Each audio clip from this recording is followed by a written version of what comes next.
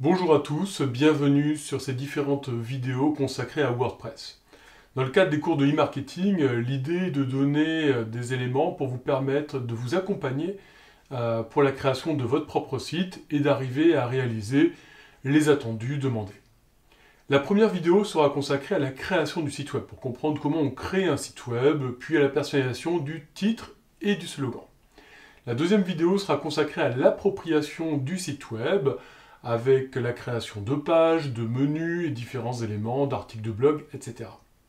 Les trois vidéos suivantes seront consacrées aux extensions de WordPress, à savoir la première SiteKit, donc avec Google Analytics notamment, PageSpeed, etc.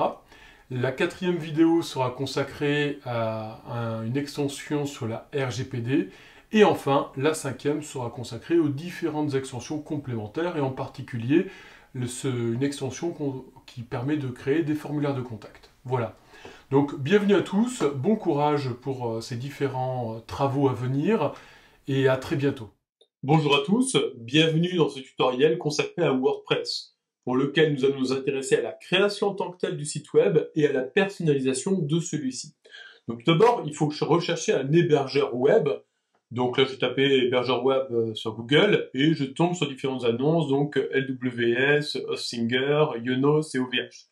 En l'occurrence, moi, j'ai déjà un compte sur Yonos. J'ai pas d'intéressement très clairement financier par rapport à ça. Je paye depuis un certain temps. Et donc là, je peux chercher un nom de domaine, par exemple marketing. Et je recherche en fait les différents noms de domaine disponibles. Donc là, par exemple, j'ai le .fr qui est disponible. En l'occurrence, c'est périlleux dans la mesure où le .com est déjà utilisé. Mais si on va par là, donc par exemple, j'avais rajouté un autre nom de domaine à un moment donné. Si je vais là, donc je clique sur continue. Et après, il me propose différentes possibilités d'hébergement. Donc soit juste avoir le nom de domaine, soit avoir différentes possibilités. Mais ce qui m'intéresse, moi, c'est l'hébergement web avec différents packs possibles. Donc soit un qui est pas trop cher, soit celui-ci qui est pro avec une version d'essai qui est pas cher du tout, etc. Donc là, on continue, etc.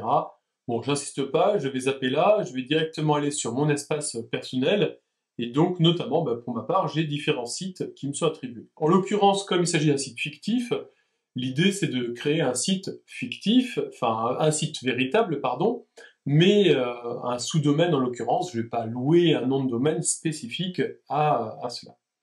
Donc je vais ici en fait sur créer un nouveau sous-domaine, je vais attribuer donc à tel site, et donc je tape par exemple marketing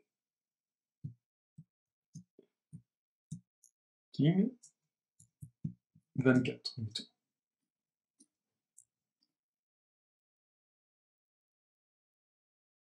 Donc j'ai bien créé mon nouveau sous-domaine. Une fois que je suis là, donc là je vois utiliser le domaine, donc je vais utiliser le domaine, je vais créer un site web, je vais installer WordPress, je vais donner un titre à mon site web,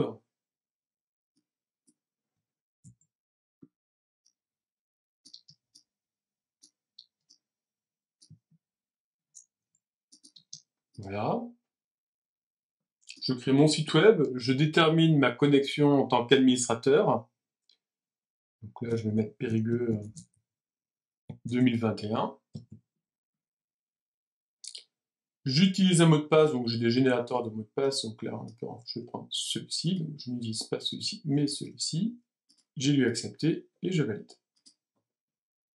Ensuite, je clique ici sur poursuivre avec WordPress, ce qui va me permettre donc d'installer WordPress comme je le souhaite. Donc marketing 24, affecter un nom de domaine. Et désormais, ça va prendre 2-3 minutes le temps d'installer donc WordPress.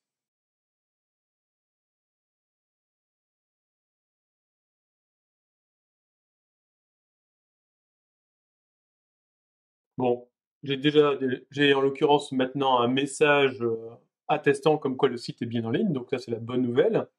Donc je n'ai plus qu'à cliquer ici pour copier l'adresse, ajouter un onglet et bien vérifier comme quoi mon site est bien en ligne. Donc en l'occurrence, mon site est bien en ligne.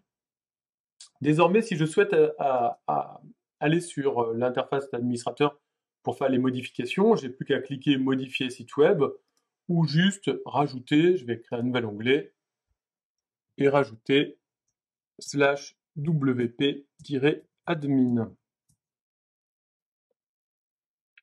Là, je tombe sur l'interface administrateur et donc là, je rajoute mon identifiant.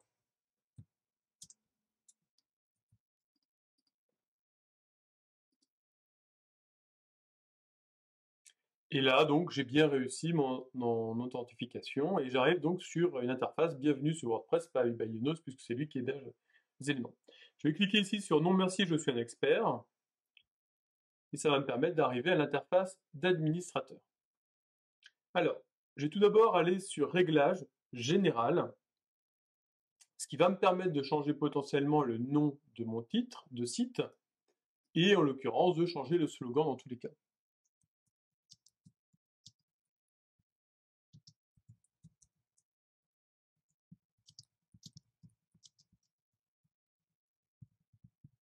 Voilà.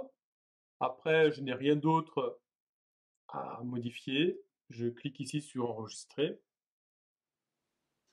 Voilà, vous venez de terminer cette première vidéo sur la thématique de WordPress consacrée à la création du site en tant que tel et la personnalisation du titre et du slogan.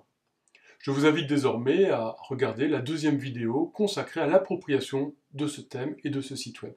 À très bientôt, au revoir.